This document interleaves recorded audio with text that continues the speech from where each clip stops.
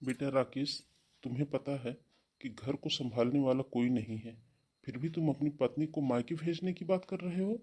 अरे हम कहते हैं कि बहू अगर साल भर मायके ना भी जाए तो कौन सी बड़ी बात हो जाएगी। अरे राकेश, तुम बार बार अपनी पत्नी के कान भरने पर उसकी बातों में क्यों आ जाते हो? तुम्हें अच्छी तरह से पता है ना कि मेरे घुटने काम नहीं करते हैं, कमर का दर्द मुझे झुकने नहीं देता है, और हाथ हाथ तो ठंड के मारे जम जाते हैं मेरे। हाँ बताओ, तुम्हें अच्छे से पता है ना कि तुम्हारी माँ कितना परेशान रहती है, उसके बाद भी तू बहू को मायके भेजने के लिए हमसे पूछने आया है, जबकि हमने एक बार मना भी कर दिया है कि बहू मायके नहीं जाएगी, तब भी। देखिए भैया, भाभी इस घर की बहू है, और बहू होने के नाते उनको इस घर की जिम्मेदारियां बहुत अच्छे से निभानी चाहिए। दीदी, 2 साल होने को आए हैं मेरी शादी को, और 2 साल में मैं सिर्फ 2 बार अपने मायके गई हूँ, और वो भी सिर्फ 2 दिन के लिए। मेरा भी तो मन करता है ना कि मैं भी अपने मायके जाऊँ। जैसे आप अपने मायके में आती हो, वैसे मेरा भी तो मन करता है ना।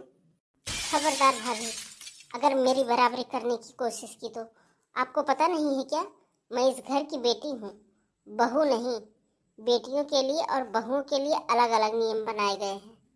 लगता है आप ये बात भूल गई हैं, और अगर आप भूल गई हैं ना, मैं आपको याद दिला देती हूँ। दोबारा आप इस तरह की बात करने की कोशिश ना करें। अरे राकेश, तू क्या चुपचाप भूत बना खड़ा है? इसकी बातें सुन रहा है ना? कैसा बेटा है तू, कैसा भाई है तू? पूरा गुलाम बन चुका है। तेरी बीवी खड़े खड़े हमें इतनी बातें सुना रही है, लेकिन तू चुपचाप खड़े होकर के उसकी बातें सुन रहा है। अपने बाप की, अपनी माँ की, अपनी बहन की बेइज्जती होने दे रहा है। और तू अपनी पत्नी से एक शब्द नहीं बोल पा रहा है। धिक्कार है तेरे ऊपर। अरे, धिक्कार है तेरे ऊपर। मुझे तो शर्म आ रही है जो मैं तुझ जैसे बेटे को जन्म दिया, तुझ जैसे कायर बेटे को मैंने जन्म दिया। माँ, पापा, रागनी इसलिए मायके जाने की बात कर रही है क्योंकि अभी उसका 7वां महीना चल रहा है। अगले महीने से उसका 8वां महीना शुरू हो जाएगा। फिर वो अपने मायके नहीं जा पाएगी। बस इसलिए वो बोल रही है कि अभी थोड़े दिन मायके में रह करके आ जाती हूँ। उसके बाद जब उसका बच्चा बड़ा होगा, उसके बाद ही वह मायके जा पाएगी। कोई ज़रूरत नहीं मायके जाने की, हमने बोल दिया ना। अरे, भगवान ना करे कल को बहू को कुछ हो गया, हमारे होने वाले पोते को कुछ हो गया, तो फिर इसके मायके वाले तो वैसे ही इतने गरीब आदमी हैं। भगवान ना करे हमारे पोते को। बस करिए मम्मी, आगे मत बोलिए। ठीक है, यदि आप नहीं चाहती हैं तो रागनी अपने मायके नहीं जाती है। अरे रागनी, जाने दो। माँ जो भी बोल रही ना, तुम्हारे भले के लिए ही बोल रही है। तुम क्यों इतना जल्दी बुरा मान जाती हो? अरे, तुम ये 2 साल मायके ना भी गई ना, तो क्या फर्क पड़ता है? हाँ हाँ, क्या फर्क पड़ता है? एक में साल 2 साल मायके क्या, जीवन भर के लिए मायके ना जाओ तो आप लोगों को क्या फर्क पड़ता है? क्योंकि आप लोगों को तो बहू से मतलब थोड़ी ना है, बेटी से मतलब है ना। एक बेटी 4 दिन अपने मायके ना आए तो घर में तहलका मचने लगता है, फोन पे फोन आने जाने लगते हैं। अपनी बेटी घर में रहे तो कुछ भी नहीं है, लेकिन बहू मायके न जाने पाए। मैं इतने दिनों से मायके नहीं गई हूँ, किसी को कानों कान तक खबर नहीं है। कोई बोलने वाला नहीं है कि हाँ मैं मायके क्यों नहीं गई, और किसी को याद भी नहीं होगा। और जब भी कभी मैं मायके जाने का नाम लेती हूँ ना, तो कुछ न कुछ बहाने बनने लगते हैं। अरे, मैं भी इंसान हूँ, मेरे भी अंदर फीलिंग है।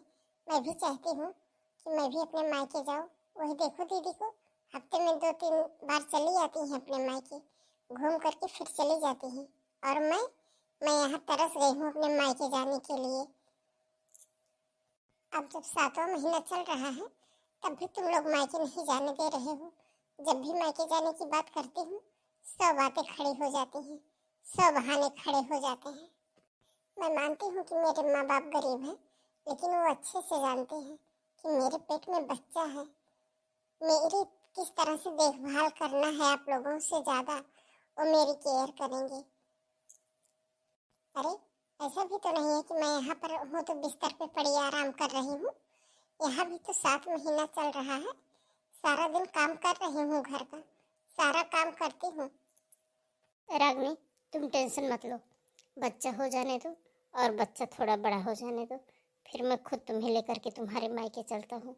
देखता हूँ कौन बोलता है, कौन रोकता है तुम्हें। और किसी के बोलने या किसी के रोकने से मुझे कोई फर्क भी नहीं पड़ेगा। बात अभी बच्चे की है। देखो रागनी, ऐसा होता है कि कभी कभी बड़े बुजुर्ग की बात ना मानने से अक्सर इंसान धोखा खा जाता है। इसीलिए मैं नहीं चाहता हूँ कि मम्मी पापा के टोकने के बाद तुम जबरन मायके जाओ और वहाँ कुछ उल्टा सीधा हो जाए तो जिंदगी भर के लिए वो लोग हमें कोसते रहेंगे। इसीलिए रागनी, तुम अभी जिद मत करो, शांति रखो और हाँ, खुश रहो। इस तरह से उदास मत रहो। तुम इस तरह से उदास रहोगी तो बच्चे की सेहत पर भी असर पड़ेगा।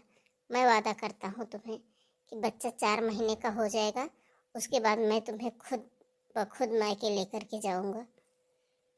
चलो ठीक है, वो भी देख लेती हूँ। चलो ठीक है, 7 महीने और सही, 3 महीने निकल ही जाएंगे, 4 महीने का बच्चा हो जाएगा। ठीक है, इतने दिन बिता दी मैंने तो और भी बिता दूंगी। सच ही तो बोल रही है रागनी बेचारी, गलत क्या बोल रही है। जब भी मायके जाने की बात आती है घर वाले कुछ न कुछ बहाने लगा देते हैं, लेकिन बात अभी उन लोगों के बच्चे की कर दी, इसलिए मैं कुछ नहीं कर पा रहा हूँ। मैं भी शांत हूँ। अरे हाँ हाँ जीजी, आप लोग पूरे परिवार से चले आइए। मेरी बहू है ना, खाना बना करके सबका रख लेगी। ठीक है जीजी, फोन रखती हूँ मैं। अरे बहू, रागनी बहू, बहू यहाँ आओ। जी मम्मी जी, बोलिए। ये क्या है बहू, जब देखो तब तुम्हारा मुंह ही बना रहता है। अरे कभी तो खुश दिख जाया करो। ऐसे लगता है जैसे बहुत भारी पहाड़ टूट पड़ा है तुम्हारे ऊपर। किसी चीज की कमी है क्या तुम्हें? क्यों इतना हमेशा शोक मनाती रहती हो? मम्मी जी, आपको पता नहीं है क्या, मेरा 9वां महीना लग रहा है और मुझे अब चलने फिरने में तकलीफ हो रही है। और आज तो मेरे पेट में हल्का हल्का दर्द भी हो रहा है। ऐसे लग रहा है जैसे मेरा समय भी पूरा हो गया है। चुप रहो बहू, अभी कहाँ समय पूरा हुआ है? अभी 9वां महीना लगे 4-5 दिन हुआ है। कम से कम 9 महीना पूरा लगेगा, तब जाकर के कहीं डिलीवरी होगी। ऐसे छोटे छोटे दर्द बताया नहीं करते हैं। तुम एक काम करो, जाओ 4-5 लोगों का खाना बना लो। तो सब्जी 2 तरह की बनाना, पूड़ी बना लेना, चावल बना लेना और चावल की खीर भी बना लेना। तुम्हारी बुआ आ रही है, साथ में उनके बेटे और बहू नाती नातिन के साथ। मम्मी जी, इतने लोगों का खाना मैं कैसे अकेले बना पाऊंगी? मम्मी, मेरी तबीयत नहीं ठीक है। मुझसे तो 2 लोगों का भी काम नहीं हो पा रहा है। घर के काम करते समय मैं कितनी मुश्किल से कर पाती हूँ, उसको तो मैं ही जानती हूँ। मैं इतने लोगों का खाना कैसे बना पाऊंगी मम्मी? अरे बहू, तू तो एकदम हद कर दी है। आखिर 4-5 लोगों का खाना बनाने में कितना समय लगता है? और खड़े खड़े ही तो तुम्हें बनाना है। क्या दिक्कत है तुम्हें, बताओ मुझे। और ऐसा भी कोई बहुत भारी दर्द नहीं हो रहा है तुमको, डिलीवरी का दर्द है। अभी तुमने देखा ही कहाँ है। छोटे मोटे दर्द को थोड़ा सहना सीखो। और ये क्या है, जरा जरा सी बात बताने लगती हो तुम। ठीक मम्मी जी, मैं जाकर के खाना बना ले रही हूँ। मम्मी जी, क्या दीदी भी आ रही हैं घर पर? ये दीदी घर पर आ जाती तो मेरी थोड़ा सा मदद करवा लेती काम में। नहीं, मेरी बेटी नहीं आ रही घर पर। और मेरी बेटी अगर आएगी भी तो तुम्हारी नौकरानी थोड़ा ना लगी है जो तुम्हारे साथ काम करवाएगी। अब 8-10 लोगों का खाना तुम बना सकती हो, इतने काम में ही तुम्हें रोना आ रहा है क्या? नहीं मम्मी जी, मुझे रोना नहीं आ रहा है। बस मैं तो ये सोच रही थी कि दीदी जी आ जाती, थोड़ी सी मदद उनसे मिल जाती तो मेरे लिए अच्छा रहता। अच्छा, अब तुम ये सोच रही हो कि हमारी बेटी यहाँ आकर के तुम्हारी मदद करवाए। हमारी बेटी के पास तो कोई काम वाम है नहीं जो यहाँ आकर के तुम्हारी मदद करवाएगी। चलो जाओ जाओ, अपना काम देखो। अच्छा, सभी लोग गाड़ी में जाकर के बैठ गए हैं, हमारा इंतजार कर रहे हैं। परमिला, तुम एक काम करो, जो तुम्हारी बहू ने लड्डू बनाए हैं उसमें से कुछ लड्डू हमारे लिए पैक कर दो। बहुत ही स्वादिष्ट लड्डू बनाए हैं तुम्हारी बहू ने। अरे, खड़ी खड़ी देख क्या रही हो बहू? जाओ, दीदी ने क्या बोला, जाकर जल्दी से जो तुमने लड्डू बनाए हो जाकर दीदी के लिए पैक कर दो, जाओ। मम्मी, वो तो मैं ज्यादा लड्डू नहीं बनाए थे, आपने थोड़े बहुत लड्डू दीदी के यहाँ भिजवा दिए थे। जो थोड़े बहुत लड्डू बचे थे उन्हें मेहमानों में बांट दिए थे। अब 2-4 ही लड्डू तो बचे हैं। अब बताओ आप, दो चार लड्डू में से मैं कितने लड्डू बुआ जी के लिए रखूं? अरे भाभी, आप तो ऐसे बोल रही हो जैसे सारे लड्डू आपने मेरे लिए ही रख दिए हैं। ये कैसी बात कर रही हो आप गिनती के मुझे 10 लड्डू दिए थे। अरे दीदी, मैं ज्यादा लड्डू नहीं बनाई थी, 2 किलो आटे के ही तो लड्डू मैंने बनाया था, क्योंकि मेरा जी नहीं कर रहा था बनाने का। जितना करने का मन कर रहा था उतना मैंने बना दिया था। अब इससे ज्यादा मैं नहीं बना सकती थी। हाय राम, मम्मी देख रही हैं भाभी कैसी बातें बुआ के सामने कर रही हैं। अरे भाभी, आपको जरा सा भी शर्म नहीं आई जिस तरह से आप बातें कर रही हो? अरे थोड़ा सा तो शर्म करो। ये सोचो कि बुआ जी आपके बारे में क्या सोचेंगी।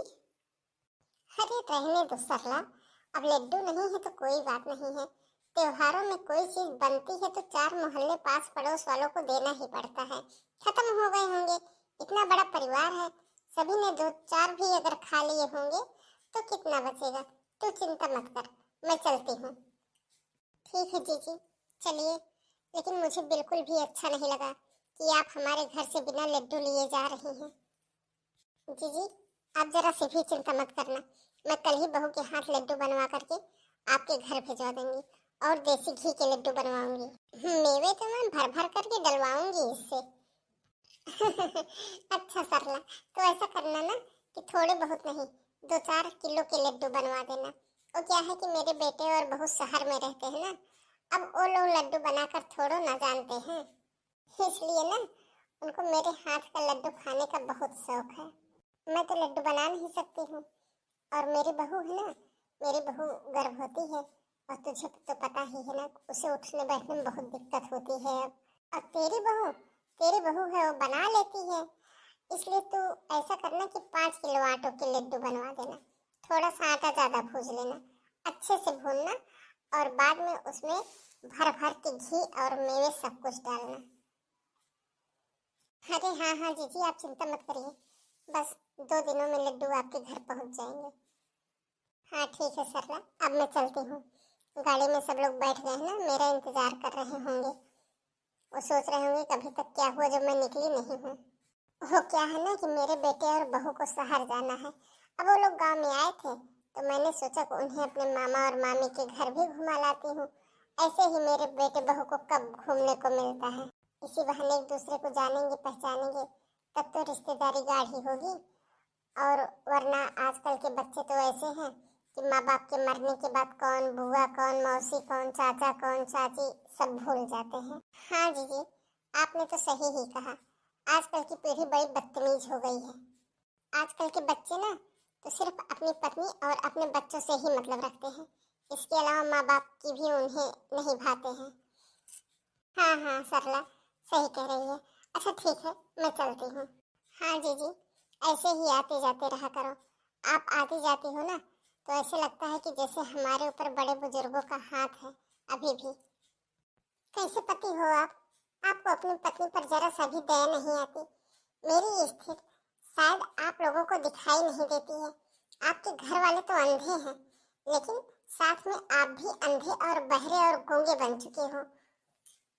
क्या बोल रही हो रागनी तुम मुझसे इस तरह से बातें क्यों कर रही हो? क्या किया मैंने आखिर? मैंने तो तुम्हें कुछ बोला भी नहीं, मैं तो चुपचाप खड़ा हूँ, फिर तुम अपना सारा गुस्सा मुझ पर क्यों उतार रही हो? बस मुझे तो इसी बात का दुख है जो आप चुपचाप खड़े रहते हो, आप कुछ बोलते नहीं हो। आपको तो मेरे ऊपर जरा सा भी तरस नहीं आती। चलो, आपके परिवार वाले मुझ पर तरस नहीं खाते हैं, समझ में आता है, लेकिन आप भी कैसे इंसान हो जो कि अपनी पत्नी पर तरस नहीं खाते हो? आपको मेरे ऊपर जरा सा भी तरस नहीं आती क्या? आप अच्छे से जानते हो कि मेरी स्थिति कैसी है। रात रात भर मुझे नींद नहीं आती है, कितनी बेचैनी होती है। सुबह उठो, सारे घर का काम करो, उसके बाद से ऊपर से आपकी ये मम्मी ये सब फालतू के काम बता रही है मुझे। अगर आपकी मम्मी को अपनी ननद को लड्डू खिलाने का इतना ही शौक है तो खुद से क्यों नहीं बना करके खिलाती हैं? मुझे क्यों पागल कर रही हैं? एक काम की सहायता नहीं करती हैं। अरे जानवर पर भी लोग तरस खा जाते हैं, लेकिन आपके घर वाले तो पता नहीं किस मिट्टी के बने हुए हैं जो मुझे पर जरा सा भी तरस नहीं खाते हैं। मैं प्रेग्नेंट अवस्था में भी इतना काम करती हूँ, ऊपर से ये फालतू के अलग अलग काम मुझे बताए जा रहे हैं। तो इन सब में मैं क्या कर सकता हूँ रागिनी? आखिर ये सब काम तुमको मम्मी ने बोला है न करने के लिए। अब अगर तुम्हें नहीं करना है तो मत करो, लेकिन मुझ पर क्यों गुस्सा उतार रही हो? कैसे पति हैं आप? एक लड़की का अपना मायका, अपने माँ बाप, अपना घर परिवार सब कुछ छोड़ करके किसके पीछे आती है?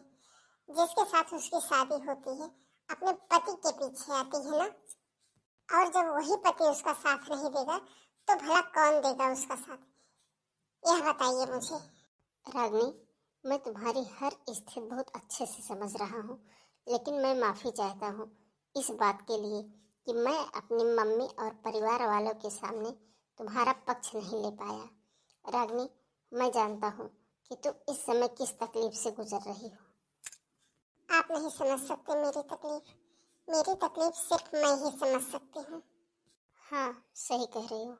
शायद तुम्हारी तकलीफ मैं भी नहीं समझ सकता हूँ, क्योंकि जब एक औरत माँ बनती है तो उसकी तकलीफ वही समझ पाती है। रागिनी, मैं बहुत शर्मिंदा हूँ इस बात के लिए कि मैंने तुम्हारा पक्ष नहीं ले पाया। लेकिन रागिनी, तुम चिंता मत करो, मैं तुम्हें परेशान नहीं होने दूंगा। जब माँ सुबह मंदिर जाएंगी उसी समय मैं मार्केट से लड्डू ला करके रख दूंगा। लेकिन आप लड्डू कैसे लेके आएंगे जी? बुआ को तो मेरे हाथ के लड्डू खाने हैं। मार्केट वाले लड्डू और मेरे हाथ के बने लड्डू में बड़ा फर्क होता है ना। इन सब चीज़ों की टेंशन लेने के लिए मैं हूँ ना। तुम बस आराम करो। और हाँ, किसी भी काम के लिए मेरी ज़रूरत पड़े तो बेहिचक मुझे फ़ोन कर लिया करो, मैं दुकान से लेके आऊँगा। तुम अपना ख्याल रखना, आराम से रहना, मैं दुकान जा रहा हूँ।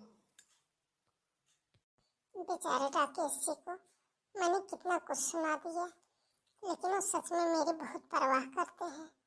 लेकिन बस मम्मी जी पापा जी के सामने कुछ बोल नहीं पाते हैं।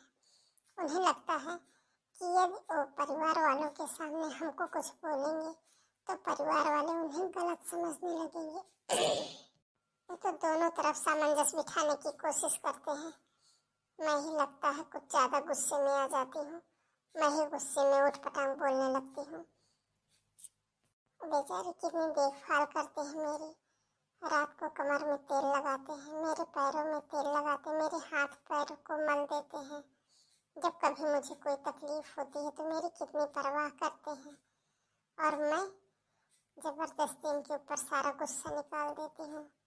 आखिर अब मैं भी क्या करूँ? मैं अपना गुस्सा किसके ऊपर निकालूं? जब मुझे कोई समझता ही नहीं है तो मैं सारा गुस्सा इनके ऊपर उतार देती हूँ। बहुत सारे बर्तन पड़े हैं जूठे, अब मैं जाकर के बर्तन धुल लेती हूँ। ये लो चाय जी। अभी बहू की डिलीवरी को 2 ही दिन हुआ। मेरी तो हालत ही खराब हो गई।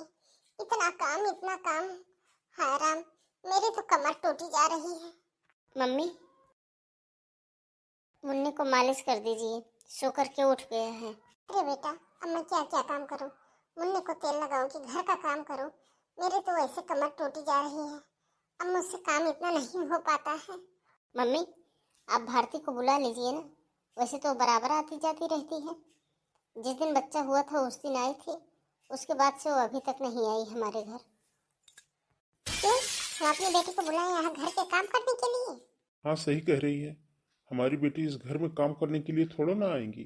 कैसी बात करते हो राकेश तुम? अरे वो यहाँ आती है अपने मम्मी पापा के यहाँ घूमने फिरने के लिए, काम करने के लिए थोड़ा ना आएगी। हम तो ये कहते हैं ना कि बहू को उसके मायके भेज दो, 2-4 महीने वहाँ रहेगी, उसका अच्छे से परहेज भी हो जाएगा और उसकी परवरिश भी हो जाएगी और हमें भी थोड़ा आराम मिल जाएगा। बहू ऐसे भी बहुत दिनों से मायके नहीं गई है, इसी बहाने वो मायके भी रह करके आ जाएगी। अरे वाह मम्मी, क्या अच्छी बात कही है आपने। जब उसकी सेवा करने का समय आया तो उसको मायके भेज रही हैं। वरना वरना आपने तो उसे कभी मायके नहीं जाने दिए शादी के बाद। आज 1.5 साल होने को आए हैं। शादी में जब से वो विदा करके आई है तब से आपने उसे मायके तक नहीं जाने दिए। बेचारी रोती रहती थी मायके जाने के लिए, लेकिन आप साफ साफ इनकार कर देती थी। वाह बेटा वाह, लगता है बहू ने तुम्हें सारी रात तक की पढ़ाई है, इसीलिए तुम इतनी ज्यादा बातें कर रहे हो। मम्मी, आज तक मैं चुप था, तब तो आपने मुझे कुछ नहीं बोला। और जब मैं आज सच बोल रहा हूँ तो आप मुझे इस तरह से बोल रही हैं। अरे इसके अलावा और क्या कहें, अब तो तुम वैसे भी जोरू का गुलाम बन गए हो। मम्मी, आज मैं बहुत अच्छी तरह से आपको समझ गया हूँ। जब आज मेरी पत्नी की सेवा करने का समय आया और आप नहीं कर पा रही हो तो उसे मायके भेज रही हो। जब तक मेरी पत्नी आपके सारे रिश्तेदारों का आव भगत करती थी तब तो मेरी पत्नी को आपने कभी मायके नहीं भेजा। आप चिंता भी मत करिए मम्मी, मैं अपनी पत्नी की खूब अच्छे से सेवा कर लूँगा। अपने बच्चे की देखभाल मैं खुद कर लूँगा। और वैसे भी महीने 2 महीने की ही तो बात है, उसके बाद उसे मैं मायके भेज ही दूँगा। और वैसे भी मेरी सास इतनी बुजुर्ग हैं, वो बेचारी खुद अपना काम नहीं कर पाती हैं, तो कहाँ से मेरी पत्नी की सेवा करेंगी। और आप चिंता भी मत करिए, आपको कोई काम भी नहीं करना पड़ेगा। हाँ, तुम्हारी सास तो बुजुर्ग है ना, और हम जवान हैं, हमारे तो बहुत हाथ पैर चल रहे हैं। जो हम घर का काम करें, करते हो तो करो अपनी पत्नी का काम। हमसे और हमारी बेटी से कोई काम करने की उम्मीद मत करना तुम। ठीक है मम्मी, मुझसे जितना बन पाएगा ना उतना मैं अपनी पत्नी का काम कर लूँगा, लेकिन आप बीच में मत बोलिएगा। आज जब मेरी पत्नी की सेवा की ज़रूरत पड़ी है तब तो मैं अपनी पत्नी का साथ ज़रूर दूंगा। आप देख रहे हैं हमारे बेटे को किस तरह से आज ये हमसे बात कर रहा है। वैसे अगर इस तरफ से देखा जाए ना, वो सच ही बोल रहा है, गलत नहीं बोल रहा है। हम तो कहते हैं ना कि भारती से बात करके देखो, यदि भारती आ सकती है तो आ जाए। नहीं नहीं, हम नहीं करते हैं भारती से बात। आखिर राकेश बोला है ना, वो अपनी पत्नी का काम कर लेगा ना, तो करने दो उसे। देखते हो कितना काम करता है अपनी पत्नी का। 4 दिन में समझ में ना आ गया ना तो हमारा भी नाम नहीं। हम अच्छे से जानते हैं, जुबान तो मेरे बेटे की है, लेकिन उसके मुंह से ये शब्द जो निकल रहे हैं ना, ये सब मेरी बहू के हैं। उसने पट्टी पढ़ाई होगी मेरे बेटे को, कान भरी होगी, तब तो आज मेरा बेटा इस तरह से बात कर रहा है। हाँ चलो ठीक है, ये बताओ आज खाने में क्या बना रही हो? खाने में तो सिर्फ खिचड़ी ही बनेगी। खाना हो तो खाओ, नहीं खाना हो तो जाओ होटल से उठा लाओ। मुझसे किसी प्रकार की उम्मीद मत करना कि मैं और कुछ बना करके दूंगी। हे भगवान, इसका मतलब तो अब जब तक बहुत काम धंधा नहीं करने लगेगी तब तक किचन में खिचड़ी और दलिया ही नसीब होगा। अच्छा, तो मुन्ना फिर से सो गया है, रागनी भी सो गई है। तो मैं एक काम करता हूँ, रागनी के लिए पानी उबाल कर रख देता हूँ और थोड़ी सी दलिया बना देता हूँ। दलिया खाएगी तो उसे अच्छा लगेगा। थोड़े बहुत फल फ्रूट भी काट कर रख दूँगा। 1.5-2 सालों में मेरी पत्नी ने हर एक व्यक्ति की सेवा की है। इस घर में आने जाने वाले मेहमानों का बराबर मान सम्मान दिया है। एक दिन भी बीमार होकर के सोती नहीं थी। बस हर किसी का मान सम्मान करना, हर किसी की पसंद की चीज़ें बनाना, यही इसका काम था। महीने में 10 बार भारती आती थी। भारती की भी पूरी आव भगत सत्कार करती थी। भारती के ससुराल वालों को भी बराबर की सेवा सत्कार करती थी। भारती खुद आती थी, लेकिन अपने हाथ से घर वालों का टिफिन भी बना करके लेके जाती थी। सब कुछ मेरी पत्नी देती थी। लेकिन जब आज भारती को अपनी ननद और अपनी सास की ज़रूरत है तो यह लोग अपने फर्ज करने से पीछे हट रहे हैं। मैं भी देखता हूँ, मैं तो पति हूँ, हर स्थिति में इसका साथ दूंगा, चाहे जो कुछ हो जाए। और अब मैं देखता हूँ कौन माई का लाल है जो मेरी पत्नी से किसी भी काम करवा ले। डिलीवरी के बाद मुझे सारी बातें समझ में आ गई है, इसलिए अब मैं अपनी पत्नी का बहुत अच्छे से देखभाल करूँगा पूरे 2-3 महीने तक। क्या क्या बता रही हो भारती बेटा? इतना बड़ा अनर्थ, इतना बड़ा अनर्थ कैसे हो गया? हे भगवान, हम तो सोच रहे थे कि हमारी बहू की तो गोद भर गई, अब जल्द से जल्द मेरी बेटी की भी गोद भरने वाली, लेकिन शायद ये सब भगवान को मंजूर नहीं था। बेटी तू चिंता मत कर, तू चिंता मत कर बेटी, भगवान बहुत जल्दी भी तेरी गोद भर देगा। देखिए ना मम्मी, आज मेरा एबार्शन हुआ है, लेकिन घर वाले मेरी देखभाल नहीं कर रहे हैं। मैं अपने कमरे में पड़ी हूँ, कोई आकर मुझसे पूछ भी नहीं रहा है कि तुझे क्या लग रहा है, कैसा लग रहा है, तू ठीक तो है ना? मेरी तकलीफ किसी के समझ में नहीं आ रही मम्मी। मम्मी, यहाँ तक तो आज किसी ने मुझे खाने पीने तक के लिए नहीं पूछा, कोई मुझे गर्म पानी भी करके नहीं लाने वाला है। किसी ने मेरी कोई खैर खबर नहीं ली, ना ही मेरी सास, ना मेरी जेठानी और ना ही मेरी ननद ने। किसी ने मेरे बारे में सोचा तक नहीं, ना ही किसी ने मुझसे पूछा। अच्छा, ये हाल है तेरे घर वालों का? ठहर जा बेटा, मैं अभी दामाद जी को फोन लगाती हूँ। उन्हें बोलती हूँ कि हमारी बेटी को ला करके हमारे घर छोड़ दे। जब तक मेरी बेटी का परहेज नहीं हो जाएगा और मेरी बेटी ठीक नहीं हो जाएगी, तब तक हम उसको मायके से भेजूंगा नहीं। तू यहाँ आकर के आराम से रहना बेटा, सारा काम हो जाएगा तेरा। बहुत अच्छे से परहेज भी हो जाएगा और परवरिश भी हो जाएगी। और वैसे भी अब तो तेरी भाभी घर का सारा काम करने लगी है। बच्चा भी 6 महीने का हो गया है। ठीक है मम्मी, आप जल्दी से जल्दी भैया को या पापा को भेज दीजिए मुझे लेने के लिए। मैं वहीं आकर परहेज करूंगी मम्मी। यहाँ पर तो मेरा कुछ नहीं हो पाएगा। ऐसे में तो मैं और ज्यादा बीमार हो जाऊंगी। एक तो मुझे तकलीफ अलग से है, दूसरे इतना बड़ा दुख मेरे ऊपर पड़ा है। किसी ने मुझे एक गिलास गर्म पानी तक नहीं देने वाला है। इतनी तकलीफ में मैं कैसे रहूंगी मम्मी? अभी मैं बात करती हूँ राकेश से, यदि वो आता है तो ठीक है, नहीं तो मैं तेरे पापा को भेजती हूँ। अजी सुनते हो? क्या बात है सरला, क्यों चिल्ला रही हो? अरे ऐसा क्या हो गया है, रो क्यों रही हो तुम? क्या बात है, बताओ मुझे। देखिए ना जी, हमारी बेटी का एबार्सन हो गया है। हम तो सोच रहे थे कि बहुत जल्द हमारी बेटी की गोद भर जाएगी, फिर हम नानी नाना भी बन जाएंगे। हाँ तो क्या बात हुआ सरला, कैसी बात कर रही हो? कैसे हुआ ये सब, कब हुआ पता नहीं, क्या हुआ बताओ तो। पता नहीं जी, अभी अभी हमारी बेटी का फोन आया, बहुत रो रही है। उसे कोई पूछ ही नहीं रहा है। किसी ने उसे एक गिलास पानी तक गर्म करके नहीं दिया। बेचारी के ऊपर कितना बड़ा दुख पड़ गया है, और ससुराल वाले कोई पूछने को नहीं तैयार है। हम तो कहते हैं ना, आप जल्दी से जाइए और हमारी बेटी को लेकर के आ जाइए। यहाँ रहेगी महीने 2 महीने तो उसका परहेज भी हो जाएगा। ऐसे में उसको शरीर बहुत कमजोर हो गया है, और यदि ऐसे समय पर वो घर का काम करेगी, ठंडी जुड़े काम करेगी ना, खाना पीना बनाएगी, तो बहुत जल्द बीमार हो जाएगी। दीदी, आप अचानक किस तरह से? पापा जी, आप क्या हुआ? आप अचानक दीदी को ऐसे लेकर के क्यों आए? बताइए ना पापा जी, बताइए ना दीदी, क्या हुआ? हम बताते हैं बेटा, हमारी बेटी इस तरह से क्यों आई है और वो क्यों रो रही है। क्या बात है मम्मी जी, क्या हुआ दीदी को? बहू, भारती का एबार्सन हुआ है। 4 महीने हो गए थे उसकी प्रेगनेंसी को, लेकिन पता नहीं किस कारण बस उसका एबार्सन हो गया है।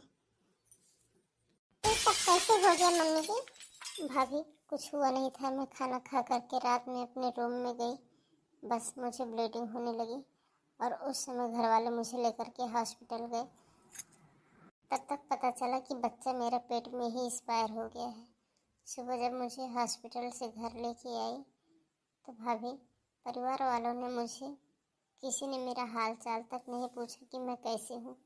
मुझ पर इतना बड़ा दुख टूट पड़ा था, लेकिन किसी ने मेरा, सास जेठानी ननद तक किसी ने मुझसे एक भी सवाल नहीं पूछा कि तुम कैसी हो।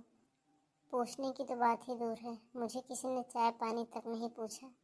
मैं अपने कमरे में पड़ी रोती रही, लेकिन किसी ने एक बार भी मुझसे यह पूछने ज़रूरी नहीं समझा कि मैं कैसी हूँ, कहीं तकलीफ़ तो नहीं हो रही है। और बहू, इसी कारण हमने अपनी बेटी को यहाँ बुला लिया, ताकि वो यहाँ रहेगी, उसका परहेज भी हो जाएगा। और अब तो तुम भी घर के काम करने लगी हो, अब हमारी बेटी की अच्छे से देखभाल हो सकती है। यहाँ हमारी बेटी रहेगी तो कम से कम उसका परहेज हो जाएगा, वरना हमारी बेटी का परहेज भी नहीं हो पाएगा। मम्मी, लेकिन एक बार आपने भारती को यहाँ बुलाने से पहले अपने घर में काम करने वाली अपनी बहू से पूछा था? अरे इसमें पूछने वाली क्या बात है बेटा, वो तो भला अपनी ननद के लिए इतना काम तो कर ही सकती है। आज उसकी ननद के ऊपर मुसीबत आई है, तो क्या वो करेगी नहीं? अरे बिल्कुल कर सकती है, क्यों नहीं करेगी। जब आप लोग मेरी पत्नी की देखभाल करते और उसकी मुसीबत के समय में आप लोग उसका साथ देते। रागिनी की भी डिलीवरी हुई थी, आप बताइए ना, आपने उसे कितना परहेज कराया था, उसकी तेल मालिश करवाई थी, बच्चे की तेल मालिश की थी आपने, बताइए क्या परहेज करवाया था उसका। या रागनी के कपड़े लत्ते, बच्चे के कपड़े लत्ते, कुछ आपने किया था? आपने एक भी दिन बोला था कि मैं कपड़े धो देती हूँ, इतनी बड़ी ठंडी में काम कर रही हूँ, ठंडे पानी से बर्तन धुलती हो? और यह भारती, यह जो हफ्ते में 4 बार अपने मायके आती थी और डिलीवरी के बाद मायके आना छोड़ दिया था इसने, इसीलिए कि इसको काम ना करना पड़े। अरे मैं बहुत अच्छे से जान चुका हूँ, मैं कभी भी अपनी पत्नी के पक्ष में नहीं बोलता था। इसका यह मतलब नहीं है कि आप लोगों की चालाकियाँ मैं नहीं समझता हूँ। अरे हम सामने वाले से उम्मीद तभी कर सकते हैं जब हम उसके किसी काम में आ सकते हैं, और वैसे इतना दिन हो गए हैं मेरी पत्नी को मायके गए हुए, और कल ही मैं इसको लेकर के मायके जा रहा हूँ। हाँ बेटा, तुम बिल्कुल सच बोल रहे हो। हमने तुम्हारी पत्नी के साथ बहुत बुरा किया, हम गुनाहगार हैं तुम्हारे और तुम्हारी पत्नी के। आज हमें अपनी गलती का एहसास हो रहा है। काश हम उस समय तुम्हारी पत्नी की देखभाल कर लेती, अपनी बहू की देखभाल मैं कर लेती, उसका परहेज करवा दी होती, तो आज मैं अपनी बेटी का भी उससे परहेज करवाती। हाँ मम्मी, आप सही बोल रही हो। रागनी, जो तुम तैयारी करो, कल हम तुम्हें तुम्हारे मायके लेकर के चल रहे हैं। नहीं जी, मैं कहीं नहीं जा रही हूँ। अभी दीदी को मेरी ज़रूरत है। बेचारी इतनी दुखी है, एक तो भगवान उनसे उनका बच्चा छीन लिया है और ऊपर से परिवार वाले भी उनका काम नहीं कर रहे हैं, तो इसलिए हमारा फर्ज बनता है कि मैं उनकी देखभाल करूं। अब ज़रूरी थोड़ा ना है कि सामने वाला मेरे साथ जो कर रहा है मैं भी उसके साथ वैसे ही करूं। तो धन्य है बेटा, धन्य है। हमने तेरे साथ इतना बुरा बर्ताव किया, उसके बाद भी तू हमारी बेटी की सेवा करने के लिए तैयार है। हम तेरा शुक्रिया नहीं अदा कर सकते हैं। बस बहू, तू हमें माफ़ कर दे। हमने तेरे साथ जो भी कुछ किया है उसके लिए हम बहुत शर्मिंदा हैं। हमें माफ़ कर दो बहू। मम्मी जी, आप माफ़ी मत मांगिए प्लीज़। भाभी, मुझे भी माफ़ कर दीजिए। मैं भी आपके कोई काम नहीं आ सकी। जब आप शादी करके आई हो तब से हमने आपसे काम करवाया है। कभी हम आपको अपना नहीं समझा, कभी आपको मैंने यह नहीं सोचा कि मैं भी आपके किसी काम में आऊँगी। भाभी, मुझे माफ़ कर दो। भाभी, समय का पहिया कब घूम जाता है पता नहीं चलता है। यह तो कलयुग है, जैसा करोगे वैसा ही भरना पड़ेगा। यह बात मैं अच्छी तरह से समझ चुकी हूँ, इसलिए भाभी अब मुझे माफ़ कर दीजिए, माफ़ कर दीजिए मुझे। दीदी, अब परेशान मत होइए। चलिए आप आराम करिए, मैं आपके लिए गरम गरम दलिया और पतली पतली रोटियां बना करके लेके आती हूँ। ठीक है भाभी, चलिए। सरला, देखो हमारी बहू कितनी अच्छी है, लेकिन जब बहू को हमारी ज़रूरत थी तब हम लोगों ने उसको साथ नहीं दिया। अगर बहू चाहती तो आज वो अपने मायके चली जाती, लेकिन इतनी संस्कारी बहू हमको मिली है। हम बहुत किस्मत वाले हैं। आप सही कह रहे हैं जी, सच में संस्कारी बहू किस्मत वाले को मिलती है, बस उसे समझना भी चाहिए। हम लोगों ने बहुत बड़ी गलती की कि हम लोग बहू को बेवकूफ़ समझते थे और उसका नाजायज़ फ़ायदा लेते थे।